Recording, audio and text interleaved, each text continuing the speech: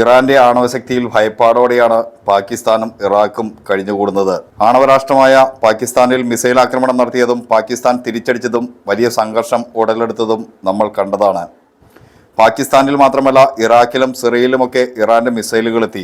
ആണവരാഷ്ട്രങ്ങളുമേൽ അപ്രതീക്ഷിത ആക്രമണം നടത്തിയ ഇറാന്റെ ആണവമോഹങ്ങളെപ്പറ്റിയും ചർച്ചകൾ ഉയർന്നിട്ടുണ്ട്. സ്വിറ്റ്സർലൻഡിലെ ദാവോസിൽ നടക്കുന്ന ലോക സാമ്പത്തിക ഫോറം ഉച്ചകോടിയിൽ രാജ്യാന്തര ആണവോർജ്ജ ഏജൻസി മേധാവി റാഫേൽ ഗ്രോസി ഇതേപ്പറ്റി പറഞ്ഞിരുന്നു. നിലവിൽ ആണവരാഷ്ട്രമല്ലെങ്കിലും സജീവമായ ആണവ സമ്പുഷ്ടീകരണ പദ്ധതികൾ ഇറാനുണ്ട്. അടുത്തിടെയായി ഇറാൻ ആണവ സമ്പുഷ്ടീകരണം നടത്തുന്ന തോത് വലിയ തോതിൽ ഉയർന്നിട്ടുണ്ടെന്നാണ് ഗ്രോസി വ്യക്തമാക്കിയത്.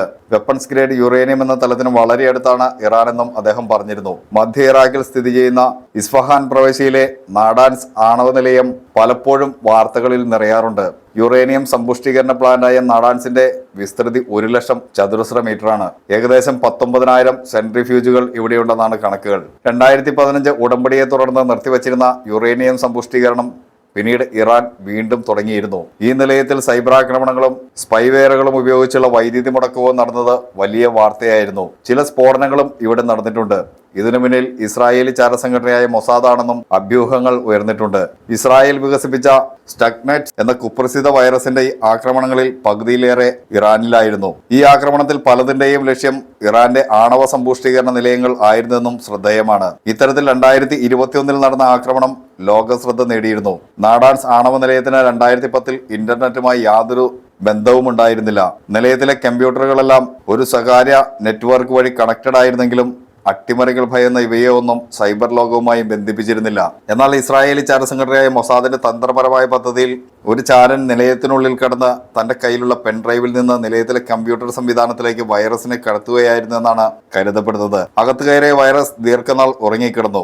നിയോഗം വന്നെത്തും വരെ കാത്തിരിക്കുകയായിരുന്നു അത്. ഒടുവിൽ ആ ദിവസം വന്നെത്തി. ഒരു ദിവസം വൈറസുകൾ ഉണർന്നെണീറ്റു. നിലയത്തിലെ സംവിധാനങ്ങളെല്ലാം സുഗമമായ രീതിയിൽ തന്നെ പ്രവർത്തിക്കുന്നുണ്ടെന്ന് ഇറാനിയൻ അധികൃതരെ വൈറസ് തെറ്റിദ്ധരിപ്പിച്ചു. അതിനോടൊപ്പം തന്നെ തങ്ങളുടെ ഉടമസ്ഥർക്ക് നിലയത്തിന്റെ നിയന്ത്രണം നേടിക്കൊടുക്കുകയും ചെയ്തു. അവർ ഇത്തരം ഭീഷണികളെ നേരിടാനായി സൈബർ ആക്രമണത്തെയും ബങ്കർ ബ്ലാസ്റ്റർ ബോംബുകളെയും പ്രതിരോധിക്കുന്ന അതീവ സുരക്ഷയുള്ള ഭൂഗർഭ ആണവ കേന്ദ്രം നാഡാൻസിൽ ഇറാൻ നിർമ്മിക്കുന്നെന്ന് റിപ്പോർട്ടുകൾ ഇടക്കാലത്ത് പുറത്തുവന്നിരുന്നു.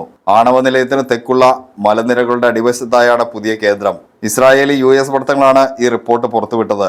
ഈ മേഖലയിൽ ഉപഗ്രഹ നിരീക്ഷണം ഉപയോഗിച്ച് ശേഖരിച്ച ദൃശ്യങ്ങളെ അടിസ്ഥാനമാക്കിയാണ് ഇസ്രായേലും അമേരിക്കയും ഈ റിപ്പോർട്ട് തയ്യാറാക്കിയത്. 2020 തന്നെ ഇവിടെ പുതിയ ഭൂഗർഭ നിലയം നിർമ്മിക്കുന്നുണ്ടെന്ന് രാജ്യാന്തര ആണവോർജ്ജ ഏജൻസി വെളിപ്പെടുത്തിയിരുന്നു.